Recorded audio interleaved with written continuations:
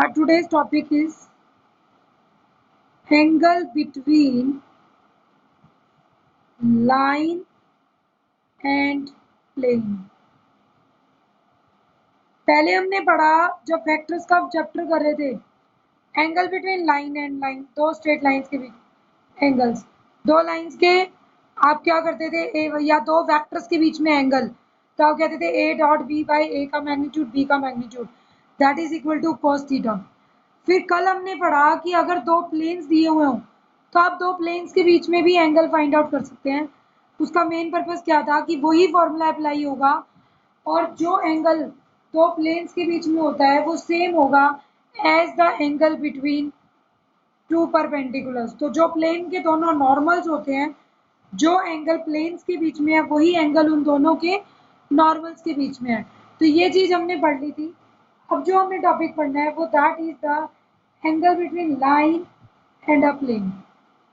thus the angle between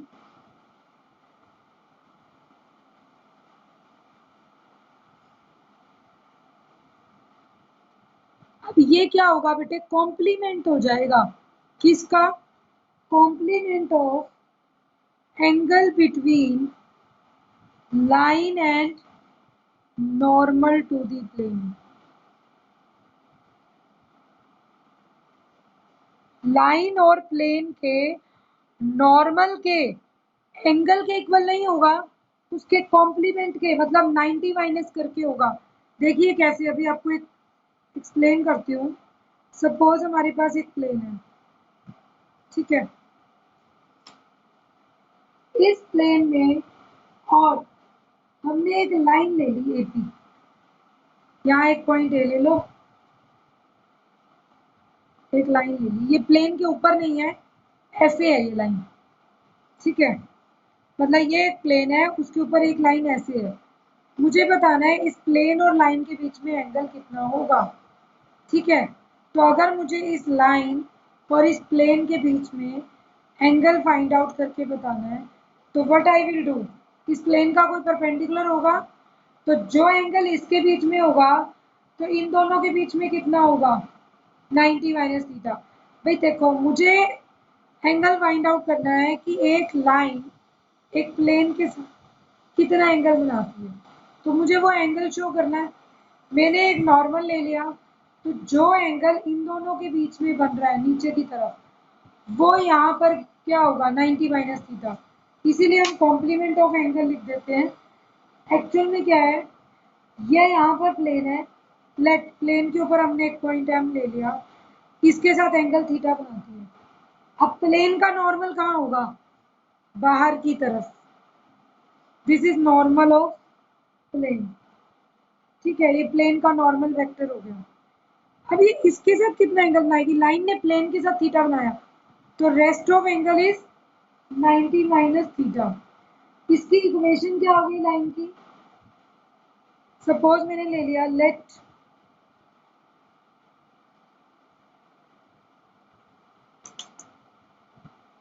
let equation of line AP be R is equal to A plus lambda B and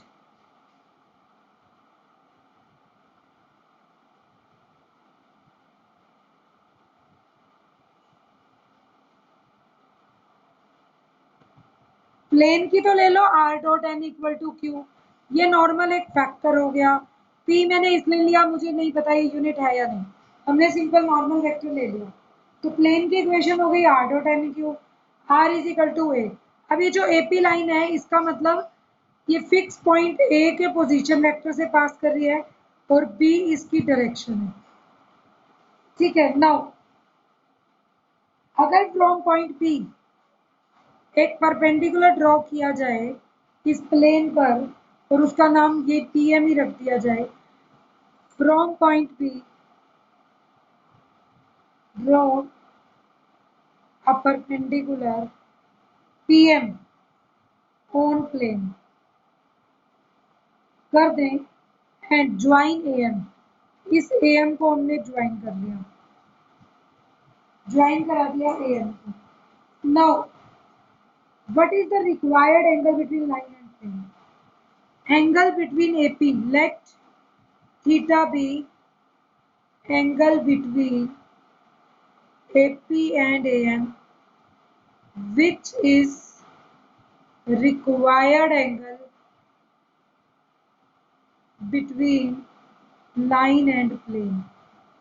हमने मान लिया कि इन दोनों के बीच में एंगल थीटा बन रहा है और वो रिक्वायर्ड एंगल हो गया लाइन और प्लेन के बीच में।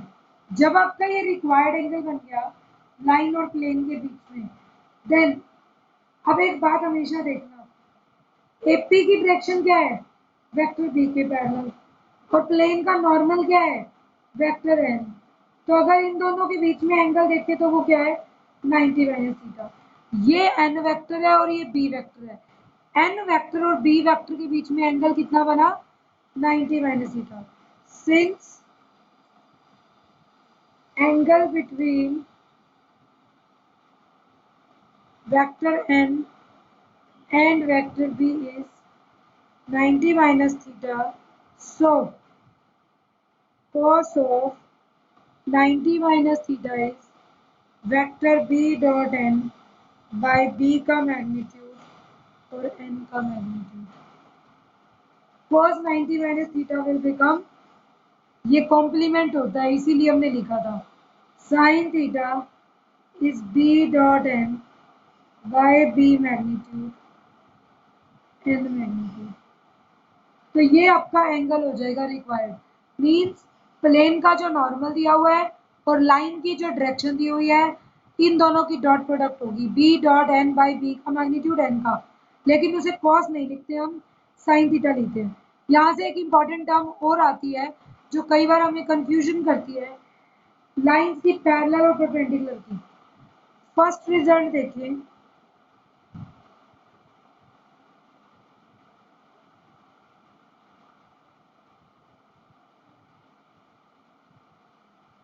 If line is parallel to plane.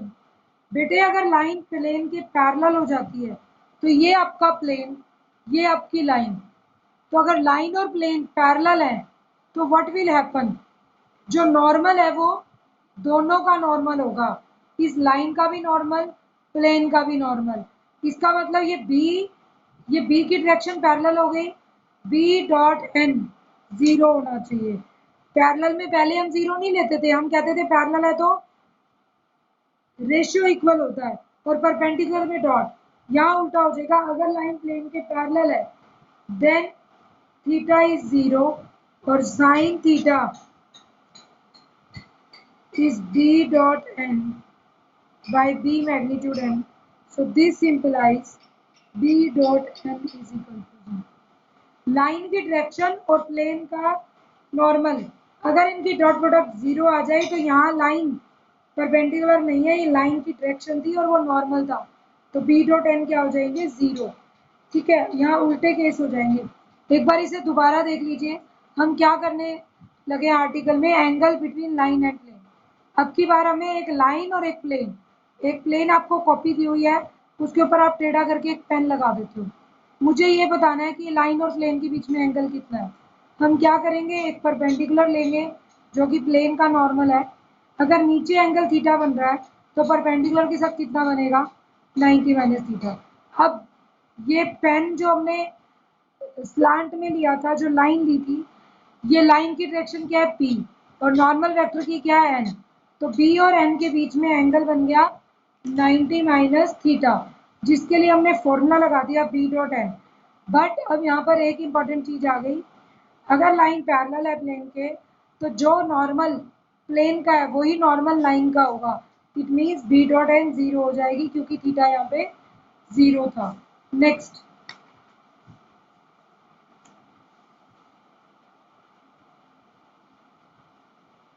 Remark to में हम क्या ले सकते हैं, अगर लाइन परपेंडिकुलर हुई प्लेन के तो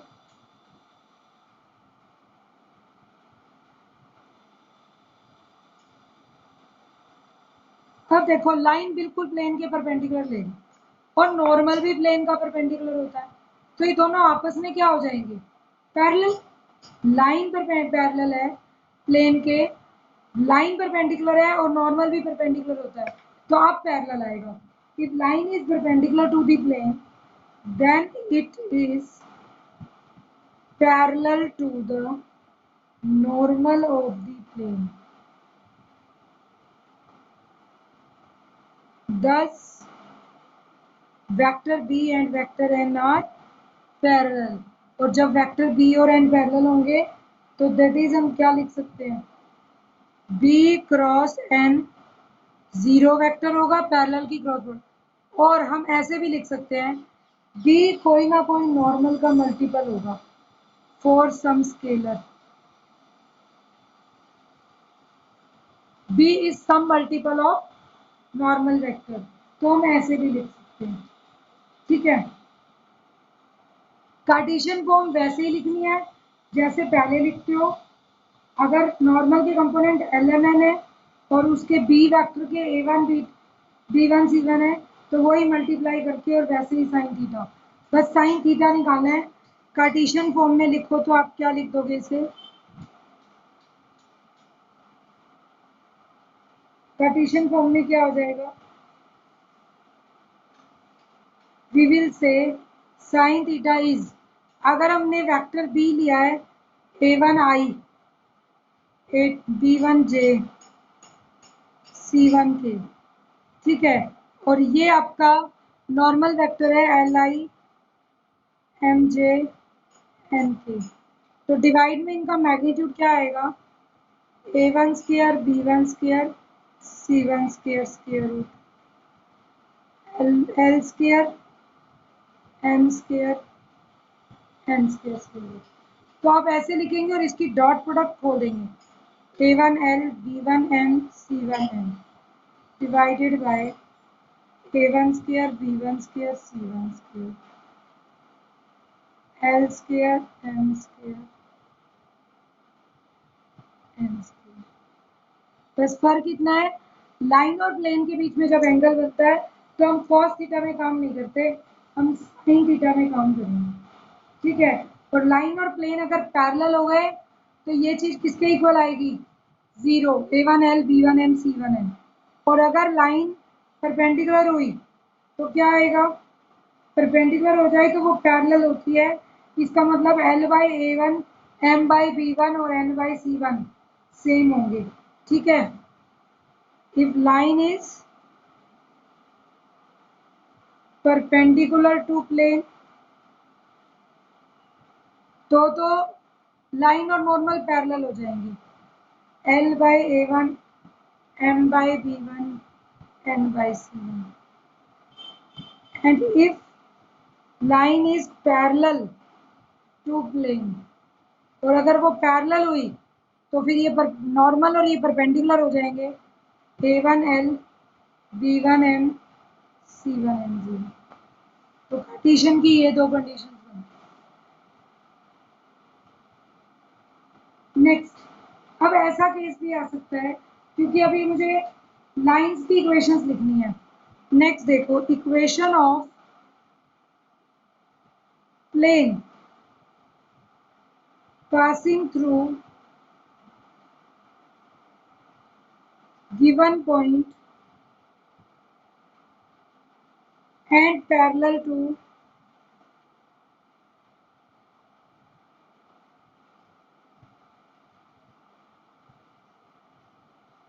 two given lines. Equation of plane passing through given point and parallel to two given lines.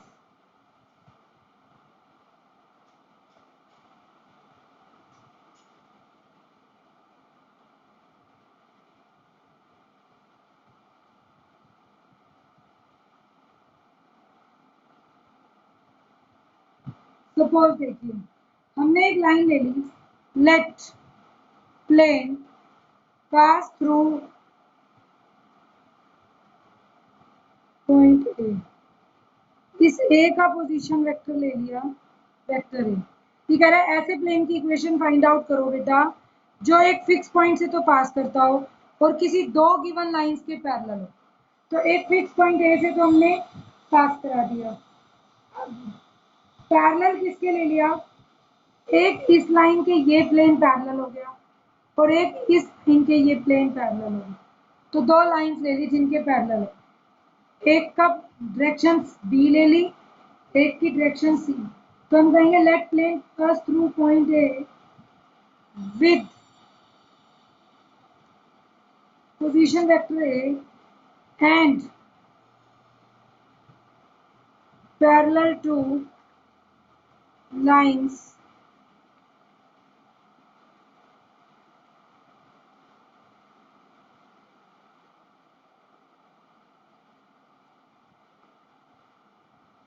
हमने मान लिया बेटा दो लाइंस हैं, वो कैसे पास कर रही हैं, a1 प्लस लैम्डा बी और a2 plus mu C, B और सी a2 a3 से निकल रही हैं, और मतलब कोई भी दो पॉइंट्स दिए हुए हैं और ये बी और सी आपको डायरेक्शंस दी हुई हैं।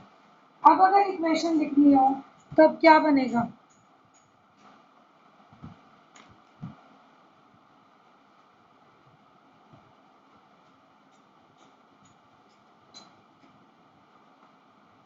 let P be any point on plane।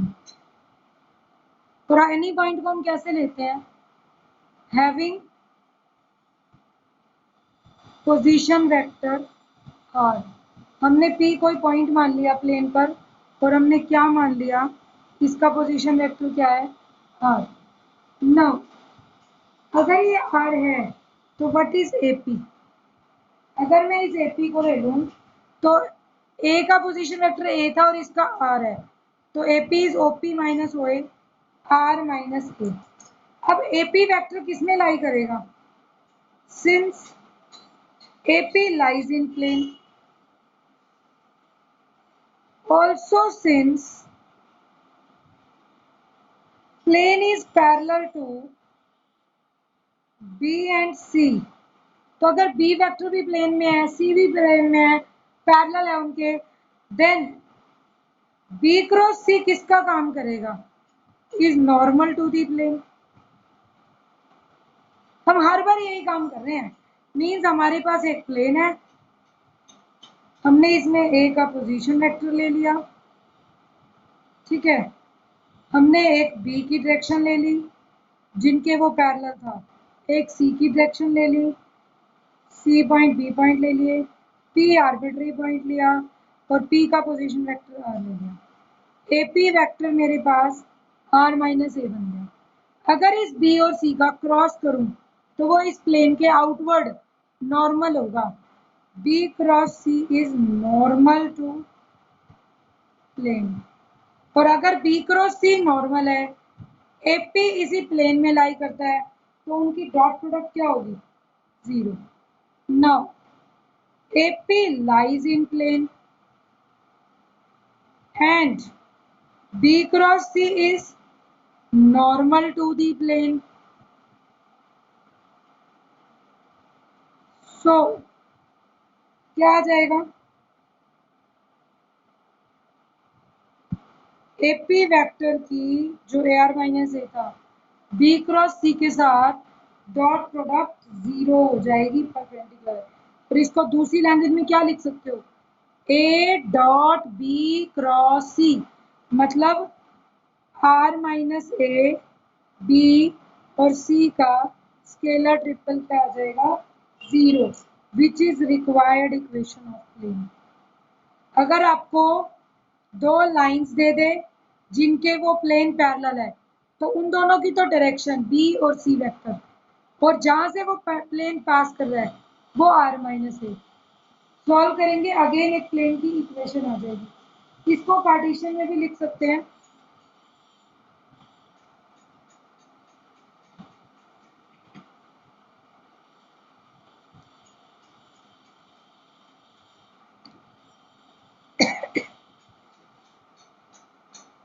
Are ले लिया x I Y J Z के, वेक्टर ए सपोज आपका x1 आई y1 जे z1 के है, वेक्टर बी जो डायरेक्शन का काम कर रहा है b1 आई b2 जे b3 के ले लो, सी को c1 आई c2 जे c3 के ले लें, ठीक है, ये वेक्टर्स भी आपको गिवन है। नाउ अगर ये वेक्टर सी तक ही आ गया, अब मुझे क्या चाहिए, रिक्वायर्ड इक्वेशन में लिखना scalar triple product. R minus A मतलब X minus X one, Y minus Y one, Z minus Z one. Second row कौन बनेगी, वेक्टर बी के components B one B two B three. Third बनेगी C one C two C three. This determinant equal to zero is solve करने के बाद आएगी required equation of is required equation of plane। ये आपके plane की required equation बन जाएगी। तो जब कभी भी आपको दो लाइंस के पैरेलल प्लेन दिया हो और एक पॉइंट से वो प्लेन पास कर रहा हो, तो आप क्या करेंगे, जिससे पास कर रहा है वो तो एक्स वाई जेड में से पॉइंट सबट्रैक्ट हो जाएगा। जो फर्स्ट लाइन पैरेलल दी हुई है तो उस लाइन की डायरेक्शन के components P1 P2 P3, second के C1 C2 C3 रख कर ये डिटर्मिनेंट जीरो के बराबर रख दो, you will get the equation of line. Next, पहले क्या लिया था हमने केस, एक पॉइंट से पास करती है और दो लाइंस के पैरेलल है। अब अपोजिट केस, अब प्लेन टू पॉइंट से पास करे। हमें हर सिचुएशन को बहुत ध्यान से करना है, क्योंकि अगर ये इक्वेशंस लर्न होंगी तभी आप क्वेश्चंस कर पाएंगे। Equation of plane passing through two given points. अब पॉइंट्स तो कर दिए दो, and parallel to given line.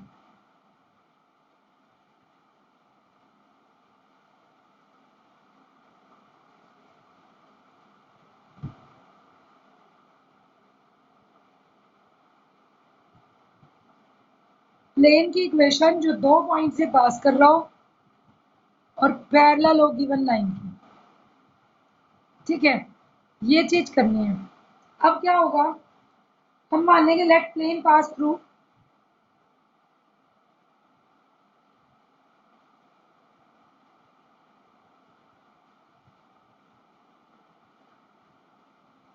let plane passes through two given points A and B with position vectors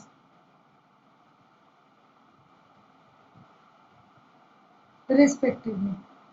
ये दो पोजीशन वेक्टर्स हैं, and let it be parallel to line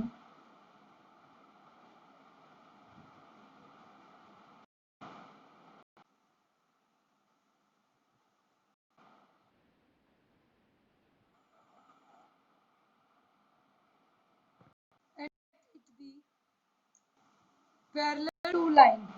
कौन सी लाइन के पैरेलल मान लिया हमने, R इज इक्वल टू किसी एक पॉइंट से तो पास करेगा तो A1 ले लो, क्योंकि A तो आपका पोजीशन वेक्टर है A का, प्लस लैम्डा C ले लेते हैं डायरेक्शन।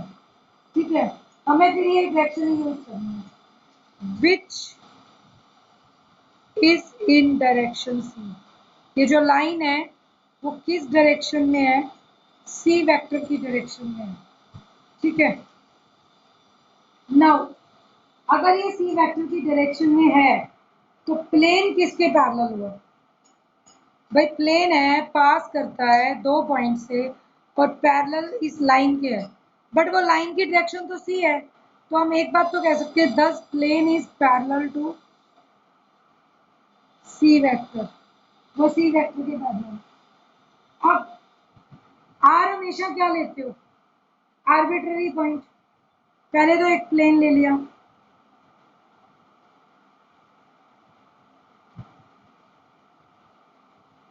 ये प्लेन ए से भी पास कर रहा है, ये प्लेन बी से भी पास कर रहा है, तो वो कहीं ओरिजिन है,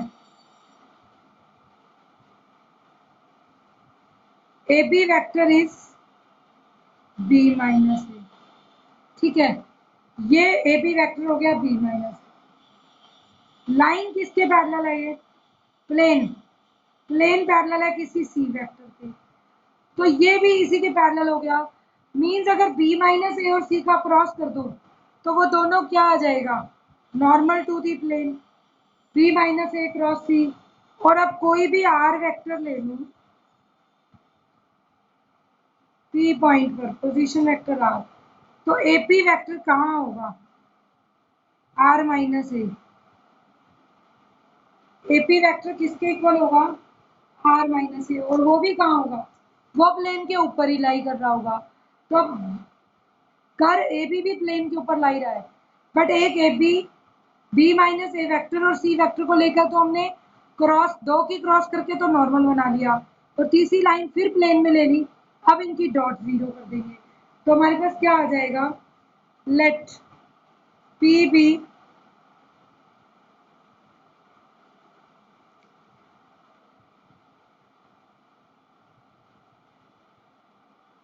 late P be any point in plane. P कोई भी एनी पॉइंट है विथ पोजीशन वेक्टर आर ले लिया बेटा। नाउ ए बी वेक्टर क्या है? B minus a, and A B minus a is parallel. A B is parallel to the plane, क्योंकि A और बी इसी लाइन में प्लेन में ही लाई करते हैं।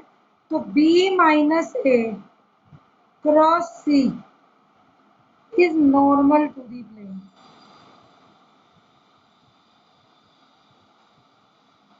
Also r minus a lies on plane, वो प्लेन पे लाई करेगा ही। तो अगर लाई करता है, ये प्लेन पे लाई करता है, ये नॉर्मल है, therefore r minus a dot b minus A cross c is equal to zero. और अगर ऐसा आ जाए तो ये स्केलर ट्रिपल प्रोडक्ट का फिर काम कर रहा है। अब क्या हो जाएगा? R minus A B minus A और सी का स्केलर ट्रिपल प्रोडक्ट अगर जीरो हो जाए तो ये इक्वेशन हो जाएगी प्लेन की। कार्टेशियन फॉर्म में कैसे लिखेंगे? अब लाइन अगर दो पॉइंट से पास करती है, अगर मैं कह दूं आर तो है X I Y J Z K, A vector है X one I Y one J Z one K, B vector है X two I Y two J Z two K, and C vector तो direction है C one I C two J C three. अब scalar triple product कैसे आएगा?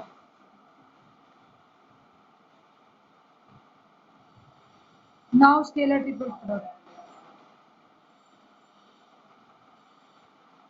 Are minus A मतलब X minus X one, Y minus Y one, Z minus Z one. B minus A मतलब X two minus X one, Y two minus Y one, Z two minus Z one. और सी vector is C one C two C three. इसका determinant अगर zero हो जाए तो हम क्या कहते हैं? Which is required equation of plane. तो हमारे पास क्या आएगा बेटा? R is X I Y J Z K, A is X one I Y one J Z one K, C है C one I C two J C three K, और B है X two I Y two J Z. अब line pass करती है तो आपने क्या करना है? स्ट्रेट लाइन प्लेन जिन दो पॉइंट से पास करता है, तो आप एक को फिक्स कर दोगे ए को, तो एक्स में से भी वो x one y one z one, x y z में से x two y two z two में से भी x one y one z one minus होगा, और सी वन सी टू सी थ्री जो लाइन थी उसकी डायरेक्शन वो आ जाएगा नीचे। तो हमारे पास अगेन प्लेन की इक्वेशन आ जाएगी। इस बेस पे आपको क्वेश्चंस करने हैं। देखिए इसके एग्जांपल्स कैसे हैं।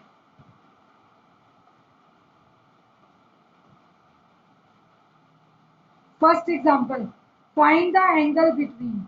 अब आपको एक लाइन दे दी r is equal to two i minus j plus three k plus lambda into three i minus j plus two के।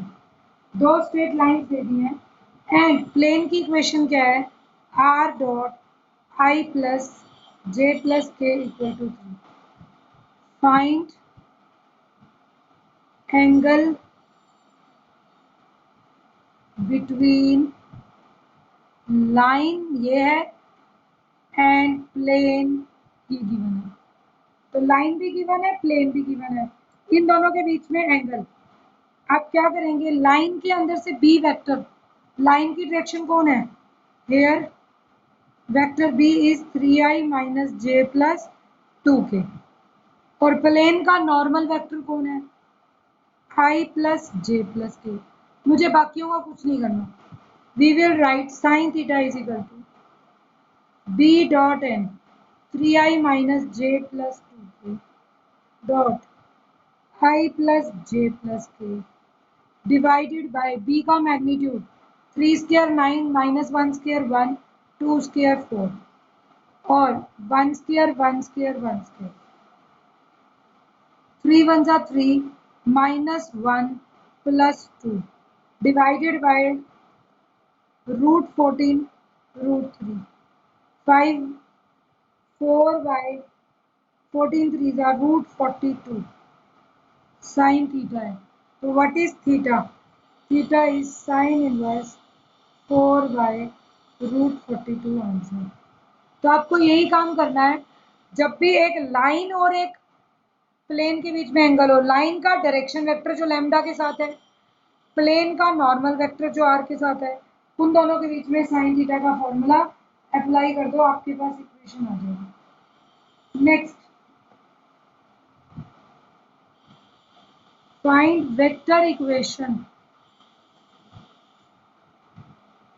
Of plane of line, find vector equation of line की निकालनी है, पासिंग थ्रू, कहां से पास करें, 3 1 2 से, and perpendicular to plane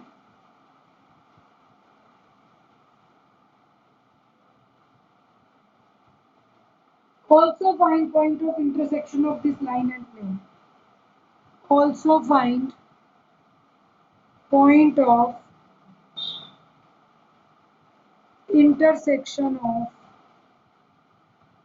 line and plane, line और plane का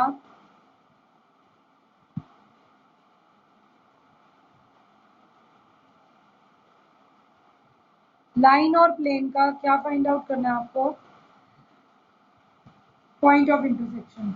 बहुत आसान है, ऐसे देखने में लग रहा है कि क्वेश्चन में हम लाइन की इक्वेशन कैसे लेंगे। देखो, प्लेन की इक्वेशन दे दी, अगर आपको प्लेन की इक्वेशन दी है तो ये प्लेन की इक्वेशन में ये क्या होता है, आर डॉट के साथ, आर डॉट के साथ जो वेक्टर मल्टीप्लाई होता है प्लेन का नॉर्मल होता है। तो हमने प्लेन का नॉर्मल ले लिया और उस वेक्टर का नाम क्या है, 2i minus j plus to. P आपको एक पॉइंट दे दिया इसने, लाइन जो पास करती है 3 1 2 से, पर परपेंडिकुलर होनी चाहिए। अब एक बात बताओ, क्वेश्चन तो इसने ही कर दिया, लाइन पास करनी चाहिए 3 1 2 से, परपेंडिकुलर होनी चाहिए प्लेन के, नॉर्मल भी तो प्लेन के परपेंडिकुलर होता है, तो नॉर्मल वाली डायरेक्शन यूज करेगा, 3 1 2 से ये पास करेगी लाइन। तो अब एक लाइन की डायरेक्शन भी पता चल गई और एक लाइन का पॉइंट भी पता चल गया कि वो कहाँ से पास करती है। 10 इक्वेशन ऑफ लाइन इज क्या होगी, r is equal to, pass कहाँ से करती है, 3i plus j plus 2k plus lambda into उसकी डायरेक्शन क्या होगी, ये वाला नॉर्मल उठा लोगे, 2i माइनस जे प्लस के। तो लाइन की इक्वेशन लिखना तो 1 मिनट का काम था। अब इसने क्या बोला है कि find the point of intersection. तो सेकेंड पार्ट में हम क्या करेंगे, इस लाइन की कार्टेशियन इक्वेशन लिखेंगे, इसका कोई भी आर्बिट्री पॉइंट लेंगे, वो आर्बिट्री पॉइंट यहाँ पर m मानेंगे और वो प्लेन के ऊपर लाई करा देंगे, तो आपके पास कॉमन इंटरसेक्शन पॉइंट आ जाएगा। कैसे, हम लिखेंगे अब equation can be written as, Cartesian form में क्या होगी, x minus 3 y minus 1 z minus 2, नीचे आ जाएगा 2 माइनस 1 और 1, this is equal to lambda. अगर यहाँ से पॉइंट ढूंढूं तो x क्या आएगा, 2 लैम्डा, x पॉइंट क्या आएगा बेटा, 2 लैम्डा माइनस 3 की जगह प्लस 3, तो 2 lambda plus 3 minus lambda plus 1 and third point is lambda plus 2। ये आपका पॉइंट आ गया। तो अगर ये पॉइंट आ गया तो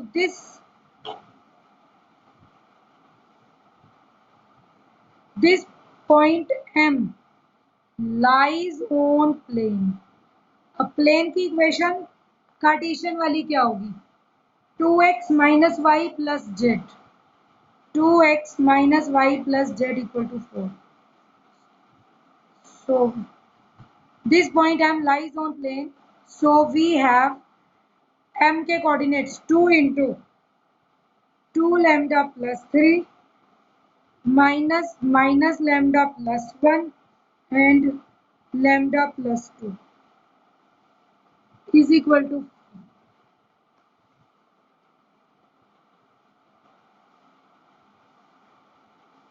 ठीक है, ये 2 लैम्डा प्लस 3 माइनस ये आ गया।